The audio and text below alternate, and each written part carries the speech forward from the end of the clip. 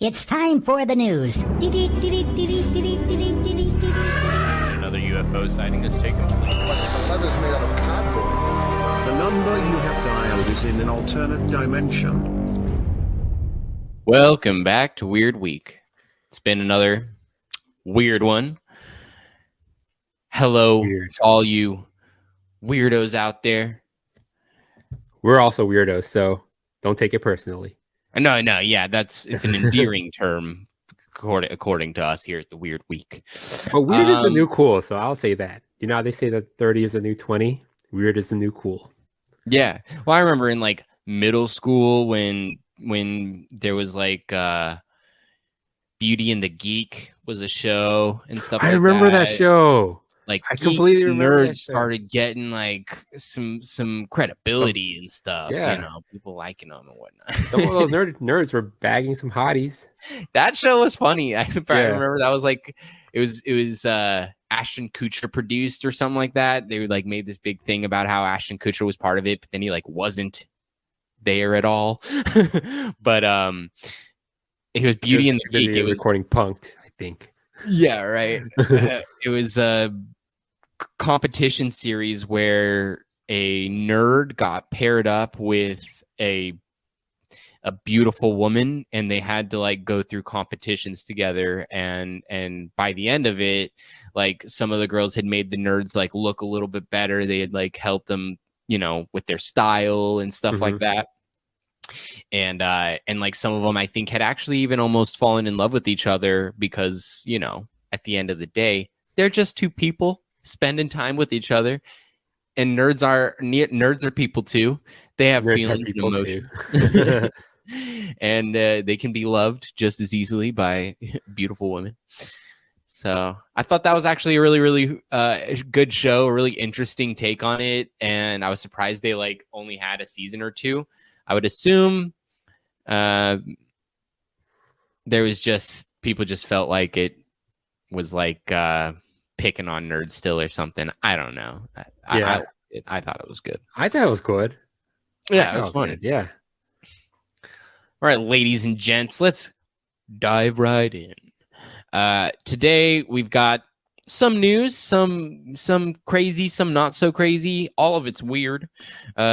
Gideon. I don't know who Gideon is, or Gideon. Apparently he's a prankster. Gideon banned from NBA related events for sleeping at a WNBA game. Yeah. So initially, Daniel, when we were speaking about this, I thought I had interpreted it as him being banned from all WNBA games, but apparently he's banned from all NBA events, WNBA and NBA related. Yeah. Because I think like the NBA subsidizes. I mean, they're like two entities. They're the same one umbrella. Yeah. Damn, man. So Gideon's a YouTuber. He's a prankster, stuff like that is what you're saying. And he pulled this prank where he pulled out 4 on court side like chairs at the WNBA game. He pulled 4 chairs up and started laying on them like he was sleeping with a blanket, a pillow, pajamas on, even like a nightcap. And it looks like the NBA and WNBA didn't take it too funny. They didn't think it was actually that good of a joke. I think the NBA and the WNBA want the WNBA to be taken more seriously. They are so tired of it not being taken seriously. And for someone to go in and pretend to sleep as a prank all across four front row chairs, which shows, you know, that there's not very high attendance, that kind of a thing. It's a bad look on the NBA on the whole, and of course they're gonna ban someone like that. You really got to mess up to get banned from both from everything under the umbrella. Jesus. Yeah. So I it's because did you also saw what happened? Because when they on the WNBA Instagram account, I guess so I'm guessing it's most of them are his fans. They started commenting the sleeping emoji all over the Instagram. Oh man. This is I remember one time this flight where it felt like a business class, but it was actually economy where there was like nobody on the plane. And I remember sleeping in the middle aisle, like literally laying down and sleeping the whole flight. That was my first time ever sleeping on a plane because I just can't sleep sitting down, like in a sitting position. But man, like kind of reminds me of that. Yeah. Yeah. Nobody at these games, so therefore like I can just lay across all these rows of seats or like this X amount of seats and just sleep. You would think that it's harmless, but it really, like, well, we had already mentioned, just really looks bad on the WNBA and the NBA on the whole, like in terms of attendance and how seriously they're taken and stuff like that. Of course they're going to have to. And what's even more interesting here is that if you look further into the article, you find that this guy, he's not just like a prankster, but he's been doing like pranks at sports events a lot. Where at the U.S. Open, after getting a hair, he got a haircut courtside. After also doing the same thing at an NBA game, like having a barber give him the full shave and stuff like that. And he, there was one more thing I found. He also had pranked again at a WNBA game, and this time was just like a ball had gone out of the court. He retrieved it. Instead of giving it back to a ref, he took a jump shot and missed. But I would say, would it have been banned if he made it? Like, that was a good shot. I think the ban happened because of the sleeping incident, but there has to have been. They must have already known this guy's name, already known that this guy was doing stuff, pranking over and over at their events and whatnot. And as long as it didn't make him look like that bad, they're okay with it. But the full-on sleeping at the WNBA game, because it's like, it doesn't just show that like there's not very many fans paying for the front row seats and stuff. It also shows that someone sleeping during the game. Someone is like, as a joke, saying like the WNBA is so boring, I will go to sleep and take a nap here. It's like, no, you can't. They're trying to make the WNBA look good right now. It's the last thing they're going to want is for you to make them look that like bad. Speaking of, though, did you hear that the WNBA now holds the record for the 3-point contest over Steph Curry? What happened? The 3-point contest for All-Star games where you just try to sink threes over. Oh, the 3-point. Yeah. Yeah. Oh, I forget her name. She's one of the most famous WNBA players. She just beat Steph Curry's record for it, and she's got the most three-pointers. Yeah. Well, this is how little we hear about the WNBA. Some big event like that happens, and I haven't heard about it. It's unfortunate. I've heard of it. Her name is Sabrina. Oh, I know who she is. Okay, yeah. Ionescu. It's a hard name to pronounce. I probably got it wrong. She's a very good college player to my. Well, she's clearly taking that basketball player, that WNBA and still crushing it. Yeah. Sabrina, she beat Steph Curry's 3-point record. So the WNBA is showing signs of being pretty entertaining. Okay. You just have to like not be into dunking and be really into 3-pointers. I mean, that's pretty much basketball right now. It's a bunch of 3-pointers now anyway. So it's just like, I mean, if that trend continues, maybe the WNBA more people will watch it and take notice. But to be honest, man, I don't like that argument that we have to like. It's become like so. It's kind of like a gender war. It's just like, oh, you don't support the WNBA, that means you don't support women. It's just like, no, I don't think that's how it works. I don't like the WNBA because I find it to be less entertaining than the regular NBA. Right. Because if you watch UFC, I love watching like Amanda Nunes fight. Like, she's dope. Like, it's just like, I don't know. Like, it's just, they're just certain, even it's nothing about, a lot of people would say it's not about gender. It's really about like the entertainment factor. Because like a lot of those professional, like whether it be the NFL, the MLB, or the NBA, or any sport on a professional level, you want to see something that like is rare. Like like a LeBron James, like a guy that's that big, that's that fast. It's just like it's such a rare thing to see, and you want to see things that are like something that's out of like an average person's athletic ability. And the WNBA does a poor job of kind of displaying that. And I think if they find their freak of nature, if you will, like I think if they just market heavily on that, I think that'd be okay. I think part of the big issue comes down to like people not really understanding the difference between male and female athleticism. Like if you watch the WNBA, you are watching the top women athletes do their thing. So you're still seeing what you're talking about. You're just seeing it in a complete, basically in a separate category. Yeah. Separate category is essentially like we're saying, it's like pretty much just like not as entertaining on the whole, and that's because we really do want to watch like the biggest, best athletic feats, and that's just going to come from people that in the male world, and it's just like a guy dunking from the free throw line, like how many people? Like if you take the world's population, how many people can do that? Like it's just such a small percentage, and you get to see it in the WNBA. That's going to draw attention to that now sport, I think I have heard that like there's been a dunk in the WNBA, or at least like a few dunks in the, but it's like such a small handful that like, and the way that they get their dunks off to call it a dunk is usually like they don't slam it in. Yeah, they really like touch the tip of the rim and they got the dunk. Like, okay, well that but at the same time, progress. I get it. It's progress. We have people beating Steph Curry's record at like actual skill competitions and stuff like that. And so it's like, it really does come down to to fans. Like a fan is a fan. And if you're not a fan, you're not a fan. A lot of us are not fans of the WNBA. We have our own justified reasons. It doesn't mean it's anything towards women on the whole. We love women.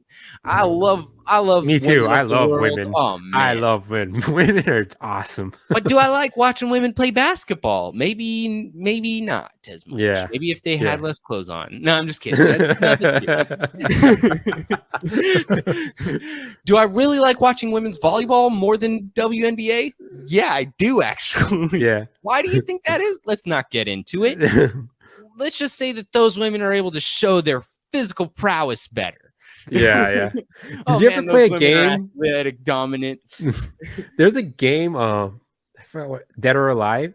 Yeah. They had the volleyball. I don't know Dead or Alive. What are you talking about? Yeah.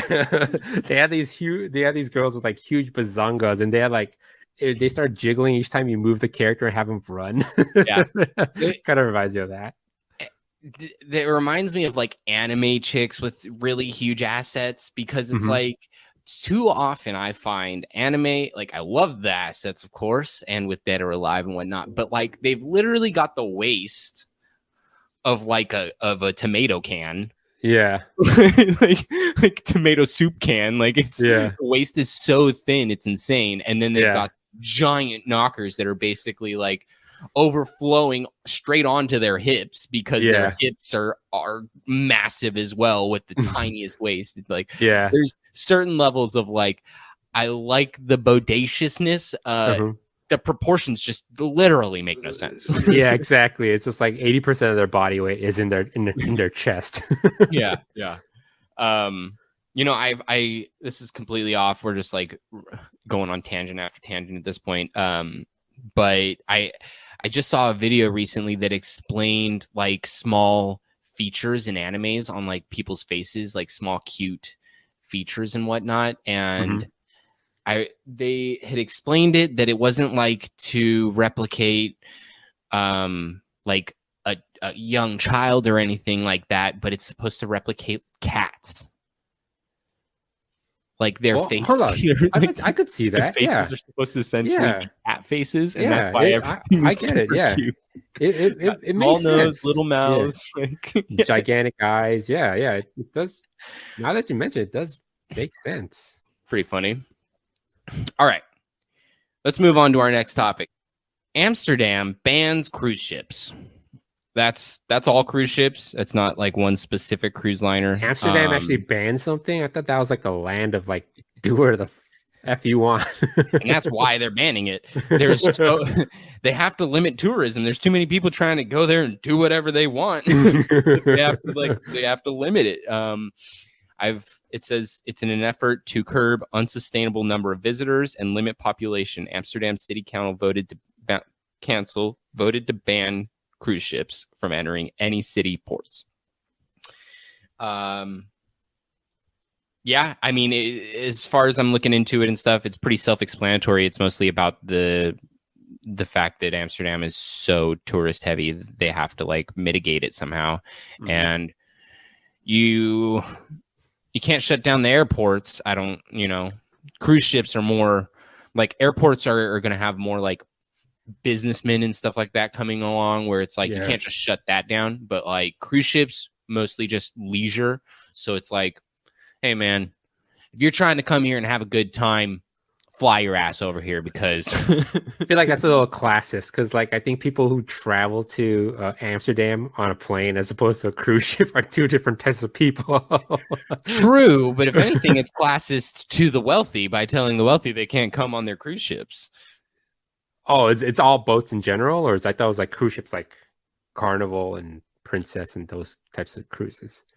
Oh, no. Well, I guess I'm confused on what your statement was then. No, they're banning all cruise ships. There should still be regular boats allowed. Oh, okay, yeah. Cruise ships are, I don't think like ultra wealthy people are taking cruise ships. Oh, well, no, but I mean, ultra wealthy aren't taking flights either. Like, they're maybe their own private jet or something. But like, yeah. I was just talking about regular plane trips. Like, because I heard some things about cruise ship people. I've never been on a cruise ship, but I heard some things about the type of people that are there. And it's like, I'm good. I don't want to be on it. And plus, you don't have. Apparently, you have like no internet connection, so you're like basically stuck. No cruise. Or like your phone doesn't work. It doesn't pick up reception. I'm not sure if they offer Wi-Fi. I haven't looked too heavy into it, but to me, like just the concept of a cruise ship has never like. Fancy. Yeah. You're right. It's not the hyper wealthy going on cruise ships. The hyper wealthy would be coming in on their own yachts or their own private jets. Yeah, or just a regular plane. I mean, it's like it may be more expensive, but they're just like, I don't think that they'd be like, let's take a cruise ship to Amsterdam. Well, I still don't think. What I'm saying is, I don't think a regular plane ticket, is much more than a cruise ship ticket. A cruise ship ticket. I don't know. Yeah, like cruise ships aren't for the hyper wealthy, but you're still paying like $400 a ticket or something, or like $300 a ticket, where it's like it's still multiple nights. You're still having a lot of accommodation and stuff like that provided for you. If anything, it's probably more expensive than a plane ticket, but you're also getting so much more that comes with it.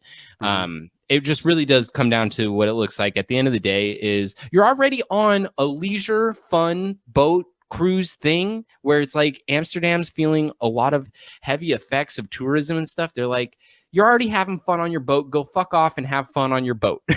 You want to come to Amsterdam? Come to Amsterdam specifically for that reason. Otherwise, go back on your boat and have fun on your boat. Yeah. Play your little, what's that?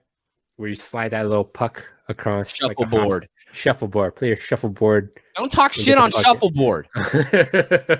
I'm not saying. That's what Amsterdam said. I'm quoting them. Okay. I'm quoting them. You better be, because you don't step on shuffleboard like that. So yeah, Amsterdam. What's wrong with shuffleboard? You actually don't step on the shuffleboard. It's probably against the rules and would cause for some sort of. Okay, I hate shuffleboard now. I hate shuffleboard now. No, I actually do like shuffleboard. Shuffleboard is a lot of fun, but it's shuffleboard.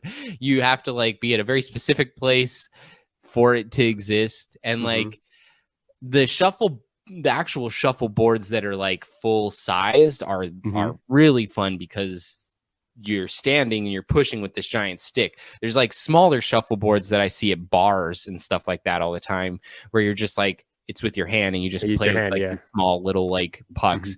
But the big shuffleboards, like, don't talk shit on shuffleboard. That shit's fun. It's like, what's that ice game? Hockey? No. Ski hockey or air hockey? Where they push the broom. Oh, I know. Curling. Curling. It's almost like curling, but Yeah, without it's the like broom there's a pushing. person. Yeah, the broom. The person like. I'm not sure if that's supposed to speed it up or slow it down. I think it's supposed to slow it down. I think you push in front of it to speed it up, and then you stop to try to slow it down. Oh, okay. You know, like you're cleaning the ice so that it's Uh-huh. smoother, and then if you're feeling like it's got too much speed, you stop and it like starts to go over the rougher ice again and Oh, slows okay. back down Got a little bit. Got it. That's why they'll stop a little bit beforehand. Yeah, It'll slow down. it's a little. gnarly. See, did you ever see the person the person pushing the little bowl or puck? Oh yeah, and they get real She's low. like in the they get in the low doing position. They kind of splits. slide over and they slowly let it go. That's gnarly. Yeah, and they're like What a almost doing fun their sport. splits. Their legs like one of their legs is fully stretched out as far back behind them as possible. The other one Exactly. curled up under them. Like, Who came up with this sport? Is what I want. Yeah, right. All right, so we have another one here that I want to dive into a little bit, not too much. It's a long article, so unfortunately, I haven't read too in depth about it. But just the headline grabbed me so well. It says Sustainability Festival canceled after being unmasked as a conspiracy theorist event. What? An Irish festival was canceled at the last minute after a whistleblower uncovered the organizers' links to far right and anti-COVID ideology. And if you read the flyer, it's got like this, it's really like pretty rolling hills with like lots of people at like a festival. It's like a painting. It's very cute. It says, discover the roots and the taste of tradition. Immerse yourself in the rich cultural heritage of Ireland with truth talks, open air food stalls, live music, and children's entertainment. Truth talks is really where I think. Oh, okay. So that's like their little loophole that they figured out, because that's like, it's not false advertising. We're actually telling the truth. Right. COVID sucks. Yeah, exactly. Woke talks.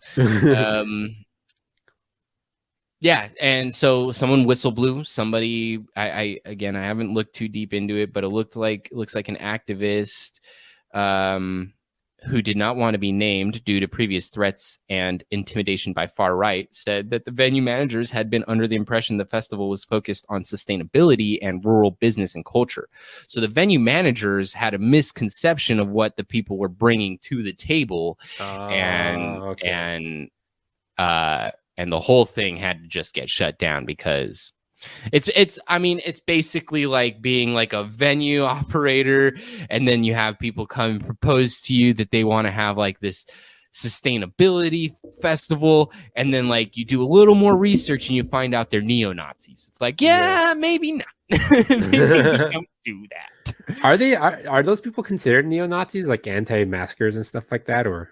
No, I think I was giving an example. I don't think they're considered neo-Nazis. Okay. I was just giving an example because, like, basically, but imagine like neo-Nazis. Yeah, if you look at that flyer, it feels like a fun festival. You take your little mollies and be like, "We're gonna rock out," and then you go there and you're like, "Masks suck," and it's like, "Is this DJ gonna be on the stage for the whole set?" This DJ's black, man. That's funny. Yeah, no, I mean, it does. It looks like a real like flyer fun festival thing that's like very welcoming and like all I can say is I'm grateful that they were able to cancel it, because if they were to actually get a bunch of people to come to it and like for the idea of sustainability and stuff, a lot of people that have like really good hearts, if you ask me, at least at the end of the day, hopefully end up getting like a bunch. A bunch of them would have been brainwashed. It's so easy to brainwash people and start preaching a thing and then just having them start to believe it, that like a handful of them would have just fucking jumped on board. I'm glad we avoided that. Mm-hmm. Just thought that, that was crazy. That headline really pulled me. Sustainability is festival gets pulled for what? Exactly. That DJ sucks. All he talked about is masks. But anyway, like that's a wild. I mean, that's wild. Yeah. Truth talks. Yeah. Moving on to more like weird government shit. American soldier facing disciplinary action after he fled into North Korea. This one, also another long one. I didn't really get into it too much, but you did, Daniel. You want to inform the people a little bit of what was going on here? So a U.S. soldier, Private Second Class Travis King is his name, was trying to face disciplinary action for assault. And he basically escaped to North Korea. He hid with a tourist group to the border, and he just smilingly in casual clothes walked into North Korea, where he was later detained. Yeah. which is also a question. Is just like, I know we kind of have this idea of how badly they treat people in North Korea, but it's just kind of like, how bad do the U.S. Marine people get disciplined? He thinks like, fled it's to better, it's better over there. They'll only whip me over there. That's a good point. I didn't think about it that way. It's because I mean, like, who flees to North Korea? Period. Yeah. Like, it's not a fleeing to situation. The people that are going and touring and stuff like that are touring because they're very like, it's such like a different country to like in the way that they operate, and they're like, you know, they all believe their ruler's a god and stuff like that. But then like to flee, I wonder what if that feels like to be a leader of a country of people when they think you're a god. What does that feel? I mean, I don't know. Maybe it's maybe narcissistic of me to be like, I just want to live in the day in those shoes, but I just want to know what it feels like, because most of the time people are telling me to go F myself. It's just like, it's like, oh, I can have you killed for saying that to me. It reminds me of the movie The Interview with Seth Rogen. Yeah. James Franco and what's his and the guy that's basically playing Kim Jong. I liked how he took him into like the tank. He's like, come look at the tank, and they go together and stuff, and they're having fun, like playing in a tank, like world leader. I know, they're driving and they're shitty, and they're like, they hate us because they ain't us. You like, no, that's totally how he lives his life. He's totally like just a fucking giant kid playing around in tanks. Oh yeah, dude. If you've been like, I mean, literally, like most regular people have to work to get a certain point where they want to be in life, but like to just be born into that situation, I feel like, that you live in a different world, and you live in a different set of ideals than other people do. Yeah. I always found it interesting. I can't remember whose son it was. One of the dictators, either Kim Jong or Kim Jong Il was the old one, right? Un is the new one. Yeah, that's the so there's 3 generations. Yeah, the currently is technically the grandson of the first. Right. Leader. But the last one we had was Il, right? And yeah. Now it's Un. Illa. That's my rapper name. Stupid. But I don't remember if it was Kim Jong Il or if it was Saddam. But basically one of the dictators, one of the more prominent dictators recently, had a son, or had like multiple children, but one of their sons had completely like disowned the family heritage. Essentially was like, I don't want to be a part of the lineage. Like, I don't want to be seen as like a dictator, you know, on that side of history. And he's like an artist. I can't remember who it is, but he's a painter or something like that. I can't remember which dictator's son it is, but one of the dictator's sons just basically was like, I don't give a fuck that we have all this power and stuff, and I'm just gonna go paint. Yeah. He's gonna Bob Ross it. Yeah. And he kind of does look like that. Like, if I recall, he's got an afro, a lot of hair. Okay. I have a feeling it's Saddam's son, but one of Saddam's sons, but I could be wrong. I don't know. But then that also reminds me, there's like also like I guess royalty in Japan, like there was like the last princess or something like that out of that royal lineage, And then they made this big headline like, princess gives up her royalty to a commoner when she just married a regular dude who's probably a really nice guy, Right. And it's just like the way they were so derogatory against that dude. It's just like Commoner. Yeah, commoner. It's just like All right, just maybe throw she really peasant out loves there him. I next don't know. time. It's just like maybe it's I don't know. Maybe he's a good. I don't know, like a freaking web designer or something. Yeah. No. Just throw peasant in next time, and we'll really put him in his place. Yeah. But that idea of royalty, crazy. Do you know what kind of assault he was originally? Yeah. accused of? So he assaulted somebody in Hongdae, which is like a very popular like club, bar, nightlife scene. It's very like common amongst like college. It's like it's next to it's like in the same neighborhood as a university. It's called Yonsei University, and that's like where all the college kids and the young kids go to party and stuff. Like so, like he apparently punched the guy in a nightclub near there. Got you. Yeah, and apparently he was being very in South Korea. Yeah, and he went up to North Korea. Yeah, to escape. Oh no, just apparently like he also caused a big scene while he was being detained and stuff like that. So it's like if you're like the U.S. military officials and one of like you're kind of somewhat like a ambassador. Yeah, you're in South Korea. You need to be. You're not in America. And then now you have one of your representatives kind of like make a scene like that. Then it's just like they're gonna have disciplinary action against you, and so bring the hammer down. Exactly, the hammer. Yeah. So apparently, that's what he got. But he thought North Korea would treat him better, which is the part that trips me out the most. It's just like, let's see how this turns out because I'm curious about this case now. Right? If they ended up like if he ends up being like, oh, this is a pretty chill place, like Dennis Rodman, then it's just like, wait, well, like who's telling me the truth now? Kind of a right? Deal? Yeah.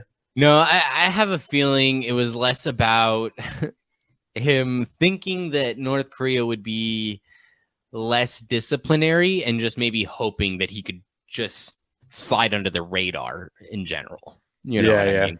Yeah. But come on. You're on the government's like you're being watched. That's all I gotta say. You're a guy out in South Korea that's on our payroll. You're being watched, my friend. You're being exactly watched. No worries. Well, let's move on. Let's move on. Unless you have anything else. Let's all go to North Korea. Apparently if you're ever in trouble, escape to North Korea. Apparently they treat you better over there. Yeah. Apparently we shouldn't be escaping to Las Vegas, at least us Southern Californianers. Exactly. Us Californianers. I don't know. Mm-hmm. Californians. Thank you. Us Californians. Californianese. Us Californians have been getting a bad rap lately for some out of states that are like mad that people are moving there. There's a lot of people that aren't happy with the state of California and its economy and things like that. And so there's a lot of people moving to other states in order to make their dollar go further and things like that. Mm-hmm. But a lot of those cities and states were already comfortable with the way that they were living for a long time, and they weren't expecting to get a bunch of LA folk in their towns. Exactly. So Nevada recently had a license plate come out that had it said GOBK2CA, which is an abbreviation for Go Back to California. These license plates were revoked and recalled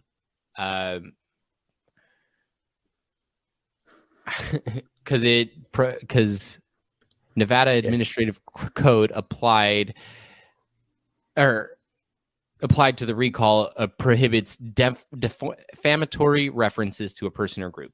So basically, Californians are a person or group. They're being defamed in that license plate. At the end of the day, it's funnier than it is like than it is hurtful. I think a lot of Californians like wouldn't really actually take much offense to that. Maybe if like they really had moved to Nevada with the best intentions, they might take some offense there. But like for the most part, we kind of get it. I kind of get it. Yeah, you don't want Californians there. Like you want us to go back. I kind of get it. Like I also wouldn't really appreciate a bunch of people from Las Vegas and Texas and all these other places like coming to my city and thinking that they can call it theirs, you know? Yeah. It's like, yes, we're still welcoming. I'm still very liberal and I still like believe in human rights on the whole and stuff like that. But at the end of the day, I don't see a problem with this. Like it's unless like it was like go back to California, you homosexuals or something like that. You know, like maybe I'd get a little more upset about it, but it's like they're just saying to go back to California. Like take what are they your trying to vegan call food out and go liberals? elsewhere. It's like if you're trying to call out liberals, you're probably off base because it's like I would assume most of the people moving from California are Republicans. So, like, if anything, those are the homies you want to move out there with you. I don't know. Yeah, I mean, that might be like one reason because it might be also like because people are moving to California, like it's also driving up the home prices and driving up our other standards of living. Maybe they don't want their shit that's also I know that has a huge factor to do with it. Now it's like an up and coming family that's like, oh, we finally saved enough to get a home, and then like you see this wave of Californians just buying up homes and just driving up prices. It's just like, what do you say to that family? It's just like, damn, I'm sorry that happened to you. And also it might be like you said, like political reasons, like, you know, it's like the political atmosphere might be changed a little bit because like you get people from a place where they don't agree with you on a lot of political basis. So I mean, I can see why people are kind of like, oh, stay in your state, I'll stay in mine, kind of a deal. But yeah, I mean, I get them to a degree, but at the same time, I'm just like, you also love Californians when they bring the money to your casinos, but you hate us when we want to live there. Yeah. Where's the double standard? That's a double standard. And it's there's just a multitude of things that go on in terms of what like is going on here with a bunch of Californians fleeing California. It's now easier to live in other states and stuff like that and do like remote work and stuff like that, or like the type of work that you were doing in California that maybe you couldn't do out there before, you can now. There's also like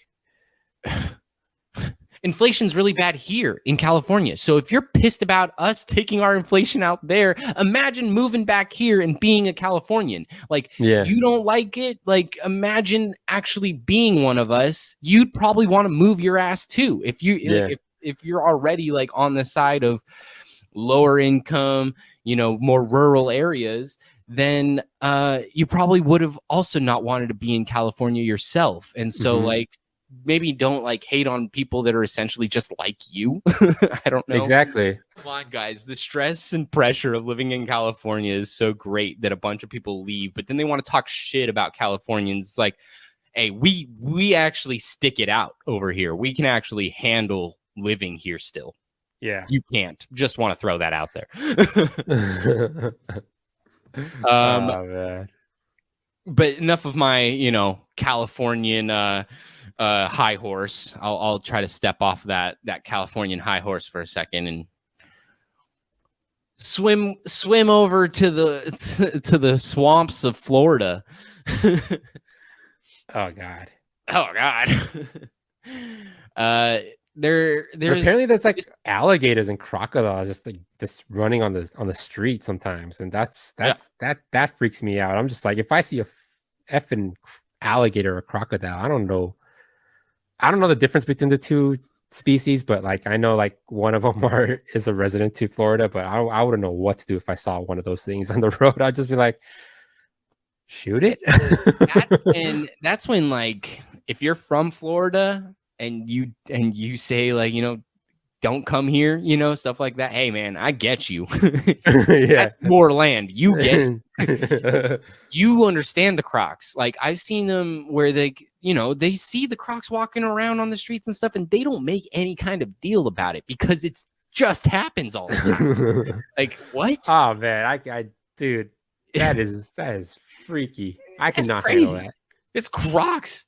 They're vicious, and I've seen some people do some stuff where I'm like, man, they really are different out in like Texas, Florida, Australia, like where they've got the real crazy critters and animals and stuff, and somehow every person out there knows how to handle those animals. Yeah, like every single person in Arizona all of a sudden knows how to like pick up a snake the right way. Like what?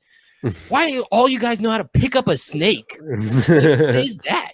Like I would never get close to this snake like that. And they all know how to just jump on its face and just pinch it right where they need to. And they're like, yeah, I got me one. Like, oh shit. Everybody's that who's rest in peace. Who's that guy that used to always grab crocodiles? The Australian dude? Steve Irwin. Everybody's Steve Irwin. Yeah.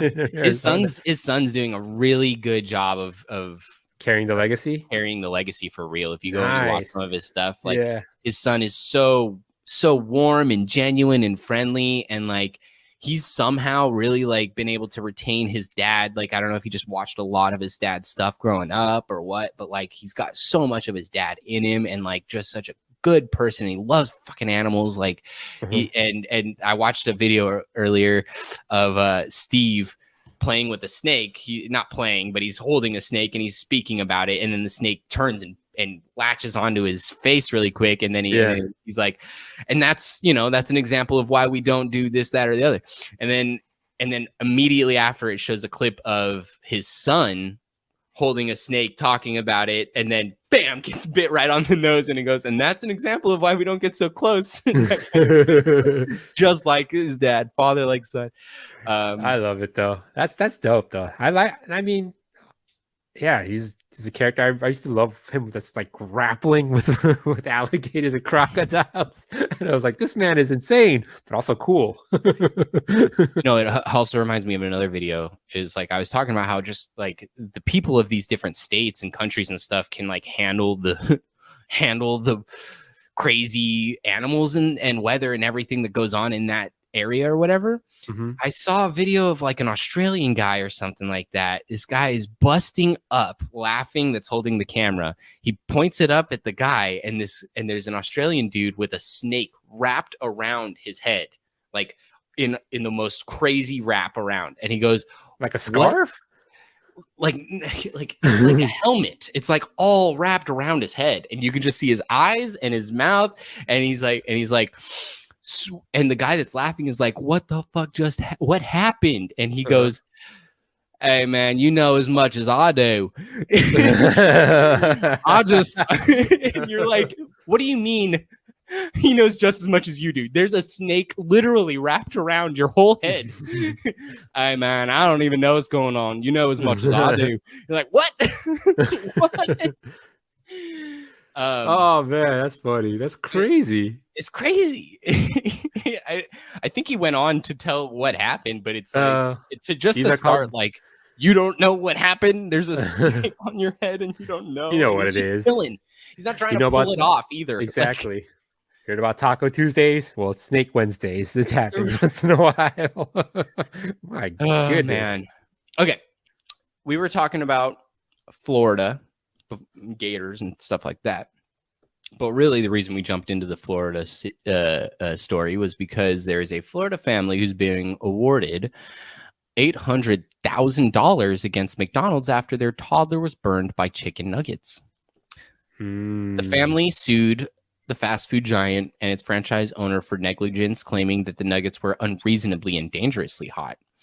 The mother looks like she's in tears at the trial, and whether or not they're like real or fake tears, like some people I think would probably say stuff like, oh, it's just your child getting like burnt by some nuggets, like she's fine and stuff like that. But like to an extent, if if the toddlers suffer burns, like it's so much worse than just like being a really hot food item that you get. Like, yeah. Well, they don't show any pictures of the damage of the burn of the injury, which is alarming. But they originally asked for $15 million. Wow. I mean, the nugget fell on the toddler's leg. Yeah, which is, I mean, you're gonna hate me, but like, we have become such a crazy society.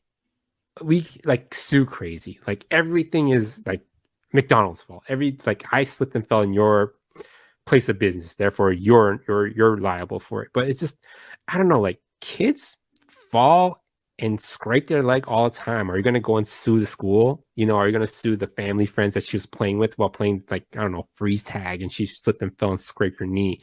I don't know. I don't agree with it. Number one, 15 million sounds like a bit much for a burn. I mean, yeah, granted it's hot, but it's also you as a parent should check like hot foods if it's too hot for your toddler child. And number two, if McDonald's is now going to give us cold nuggets because of this case, fuck you, lady. No. So for what I'm reading, it really is on that McDonald's. They really did. It was too hot. You shouldn't be afraid of your food dropping onto your leg. And like, it literally gave her a scar. She has a burn scar on her leg, and we can't see the photos, but it took the jury less than 2 hours to deliberate and award the money. So there's something there where everyone in the jury very quickly said, no, she does deserve that money. So to me, there is something. Or they all if I was on that jury. Yeah. or if I was in that jury, I'd be like, yeah, McDonald's can afford it. That's a jury. Let's go home. It probably is partly that, but I would assume, like, I mean, some people are just so, into their own opinions and shit like that, that if any of them really had the opinion of this woman's just trying to get a ton of money, like that, then they probably would have like at least deliberated a little longer or something. You know what I mean? Like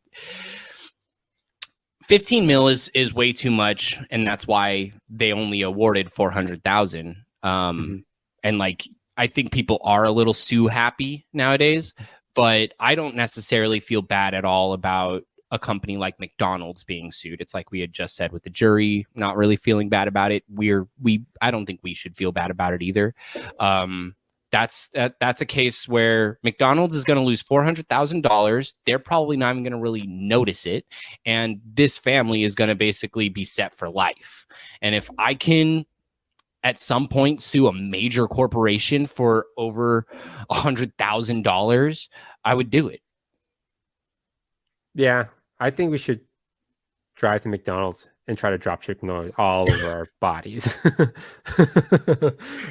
No, but have you ever had a hot a hot chicken nugget where it's oh my god, it's the best. It's still going to be hot. It shouldn't be so hot that it burns a little girl's leg when it lands on her leg. All I'm saying is, McDonald's, keep it hot.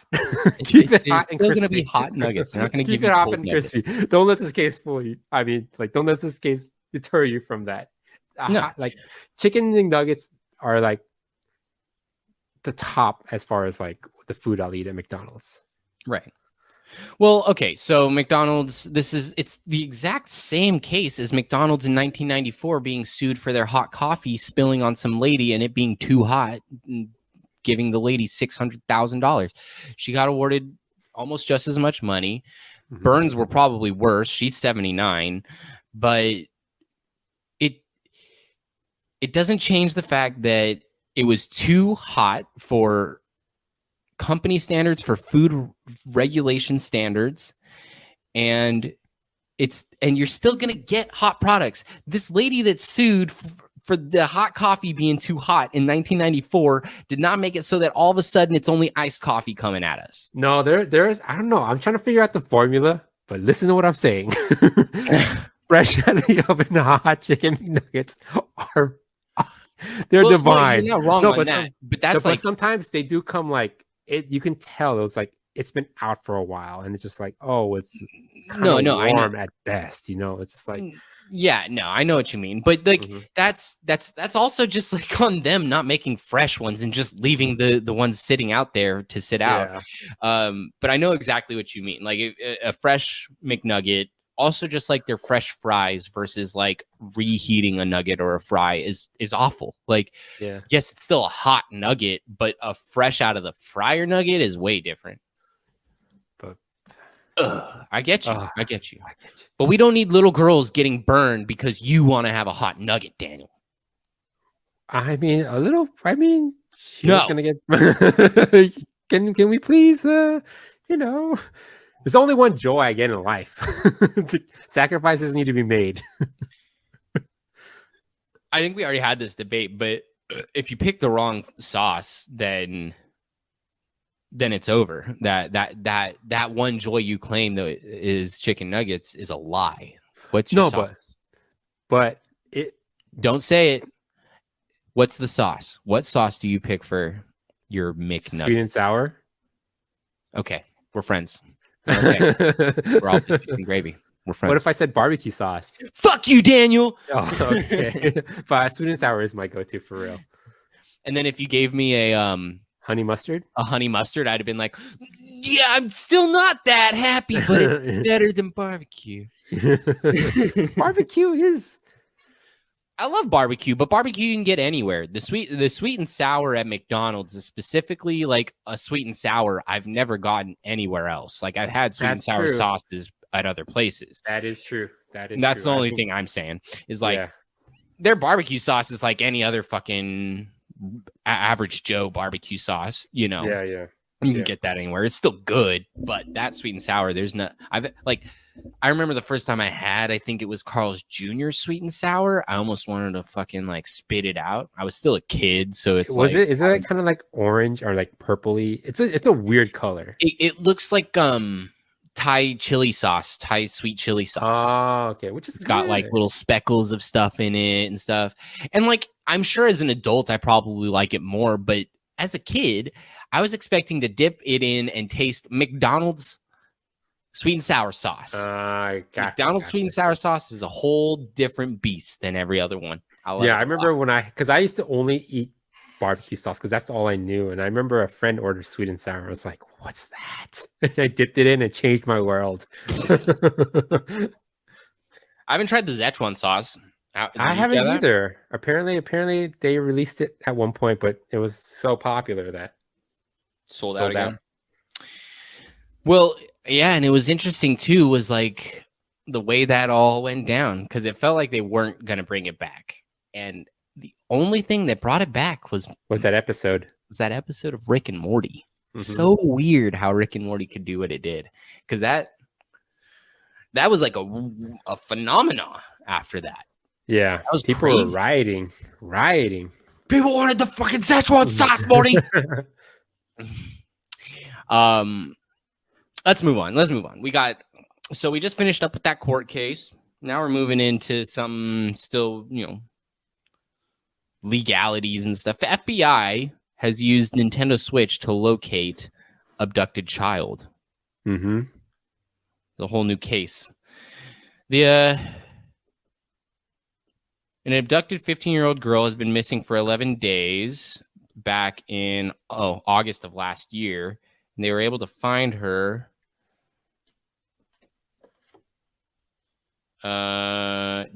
Daniel, did you see what exactly was there, like a location thing on there? Yeah. So what happened is she was basically to put it in short, she was kidnapped and they were obviously looking for her.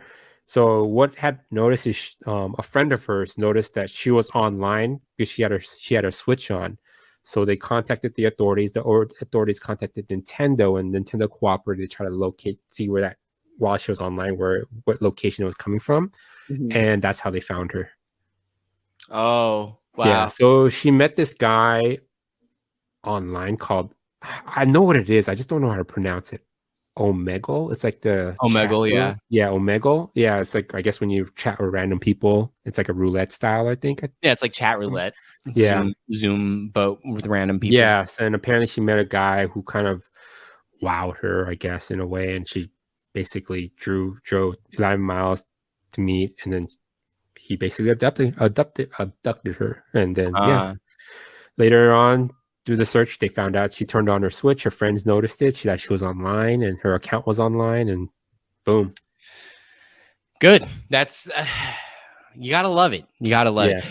Like, and can you imagine being those friends, like of a kid that just got abducted like 11 days ago? You go onto your Switch and you see that you're like your friend that you know was abducted is like online.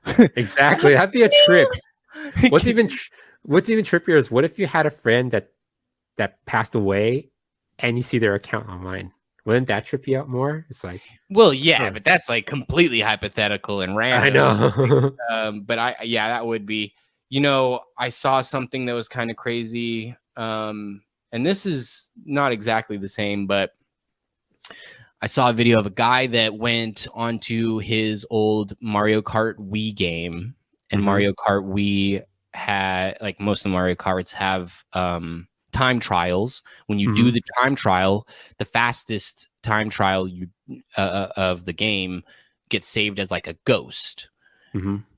Well, somebody's like dad or brother died or something like that, and they were able to go and see the ghost of their dad or brother or whatever, and race the ghost of their and so it's like they had this like little attachment to the deceased person and being able to be like, these are the moves that he made, this is watching them and stuff. And I think they intentionally lose every time because now they've got the guy's pattern down to a T that they could win it, but they lose every time so that they can still see the ghost. Yeah, exactly. Yeah, that's heartwarming. That's very heartwarming. Yeah, pretty crazy. But good for the FBI using all their different resources that they can imagine and knowing how a Nintendo Switch works and that kind of shit. Well, they did contact Nintendo, so Nintendo was cooperating. Well, okay. Well, still, they, yeah.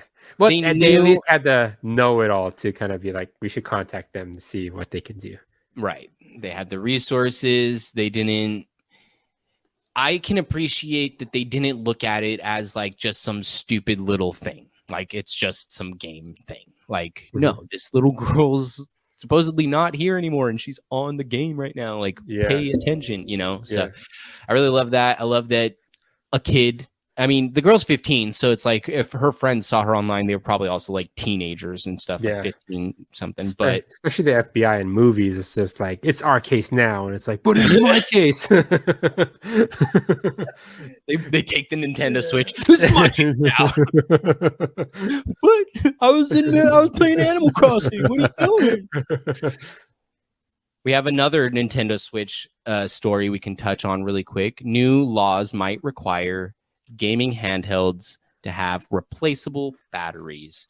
This comes on the heels of the EU also trying to get replaceable batteries in like smartphones and things like that. It's a whole movement they're trying to make in the EU to make it easier to replace batteries in electronics. And I think it's I really should look into it a little more. Well, it says it's also for the consumer, so they don't have to pay so much. They don't have to just get a new system. I think that's more the issue, as opposed to, they did say something because of like something called a circular economy. I mean, it's circular usage where it promotes like not using so many batteries. But I would think a replaceable battery would do the opposite. I'm just trying to figure out where the environmental friendly side comes from, because apparently, like, I mean, I never had to change one of my batteries for any of my phones.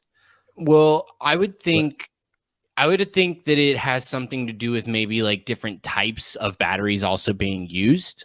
Like maybe replaceable ones don't need to have like the same kind of intense shit in it or something, and so like it's not as much being wasted or something.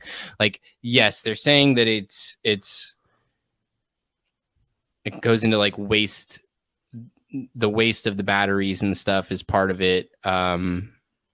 Yeah, like you said, the circular all this is kind of going over my head at the end of the day. Because I'm trying to figure out how it would help the environment. Because either way, I don't think it's like promoting. I do agree with it on the consumer side. If you do need to replace batteries, because a lot of these batteries do go sometimes bad. It doesn't charge as well or fast, or it runs out really quickly. So like the consumer is kind of faced to be like, oh, I'm out of I didn't pay for, I don't know, the warranty, or I didn't pay my limited warranties. It's past a year.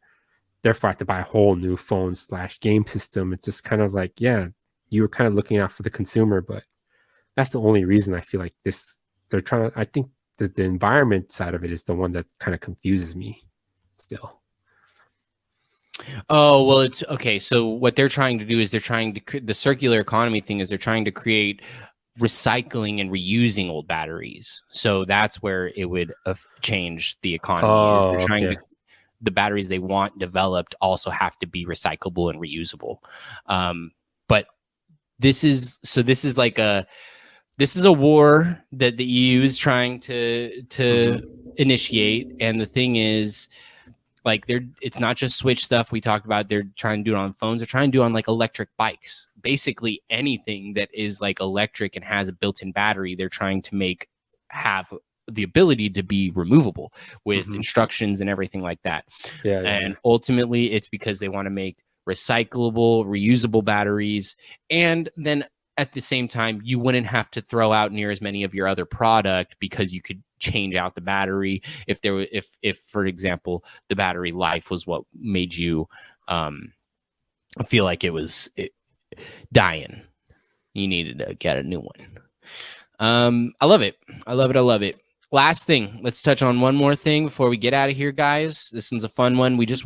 Daniel and I have been curious about Barbie and Oppenheimer, and we need to talk a little bit about what's going on with the dynamic between Barbie and Oppenheimer. What the hell? The blonde bombshell against the atomic bomb. Against the Oppen bombshell. So you had told me earlier that it's said that Christopher Nolan's not necessarily happy about the Barbenheimer thing, and like the competition between Barbie and Oppenheimer. Yeah, I think it's like he's probably not too. I mean, I've heard it's like he's not too happy because like it's a Christopher Nolan movie. It's gonna do well in the box office. So I think his argument is like, it's great marketing on Barbie. I'm not sure who's doing better marketing. You and I kind of had that small debate though, but like I think it's a good marketing strategy on Barbie's side to release it the same weekend, because now they kind of hijacked Oppenheimer. Well, and yeah, I mean, what's even crazier is that they could. That it has enough hype, that it has enough Oscar hype, that it has enough marketing, that it has enough of a name to actually compete with Christopher Nolan's Oppenheimer. Oppenheimer, I felt like, did have worse marketing in the sense that I just saw so much more Barbie advertising. Barbie was everywhere. Like Oppenheimer, I saw some bits and pieces of things here and there, and like I knew it was Christopher Nolan, and I knew it was going to be good. But at the end of the day, like, I don't think I even knew when it was coming out. And I was much more aware of when Barbie was coming out versus Oppenheimer. And then to find out that they were essentially coming out together at the same time was like, oh, okay. But I felt at least like the only real marketing I've gotten from Oppenheimer, to be honest, has mostly been like actors and actresses hyping up the roles and the movie that they were in, like mostly like people like in their interviews being like, it's one of the greatest movies I've ever worked on and stuff like that. But like, I don't even think I've seen a trailer for it, to be honest. I might have seen a trailer for it, but I don't even think I've seen a trailer for it. And I'm still aware of it and I'm still hyped for it, but I'm just saying the marketing aspect, like I've seen 2 or 3 trailers from Barbie and I didn't choose to, you know what I mean? Like, I'm just saying Barbie definitely, I think, advertised and marketed itself better. Christopher Nolan's, I think, was depending on the fact that he was using his name, Christopher Nolan. Yeah. Okay. Essentially.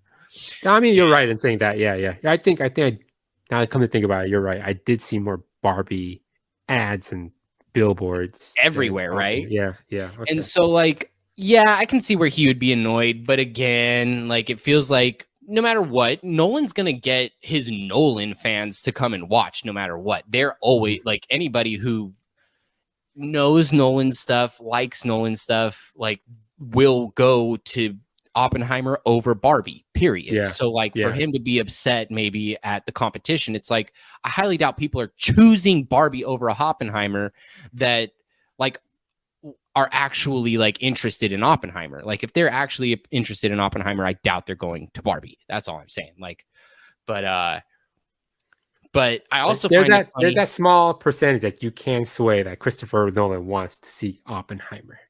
We'll have to admit that. Yeah, I just don't know how many are gonna flip. How many people that were like excited about Oppenheimer are like now, oh shit, Barbie came out the same weekend. I have to watch Barbie instead. Like, that's all I'm saying is like Christopher Nolan, maybe they're not the same fan base actually. Actually, I do have a friend that wanted to watch Oppenheimer, but he's watching Barbie because of his chick. So, well, okay. There you go. That's circumstantial. That's not his choice. That's not by choice. That is forced upon him. But I wanted to also touch on the Barbenheimer double features. Now, I don't know that they went around like that it was like a global thing or even just like a national thing, but I did see that some theaters were selling double features, which first off, any double feature with a Nolan film is psychotic because it's a 3-hour film in itself, and that's already a double feature. But then to put another 2-hour fucking Barbie movie on after it, that's going to be like 5 hours of movies. And I'm also curious, which one do you watch first? And then that's what I was gonna ask you. Okay, so I would go with Oppenheimer first and Barbie. You got to finish it on a light note. Yeah, exactly. Because if you watch any Christopher Nolan movies like Inception, Tenet, and probably Oppenheimer, it's like it's very information heavy. It's like events that precede these events and after events. It's like it's a lot of layers that you have to try to uncover during the movie, and it's a lot of mental thinking. And after you're just like, holy shit, Barbie's on. I could shut my brain off. But now that or it's a small appetizer. It's a little fun before like you go crazy on like your little study. I don't know. Right. Well, that's where I think it would actually be for me now that I'm thinking about it. Because originally I was on your side of Barbie after.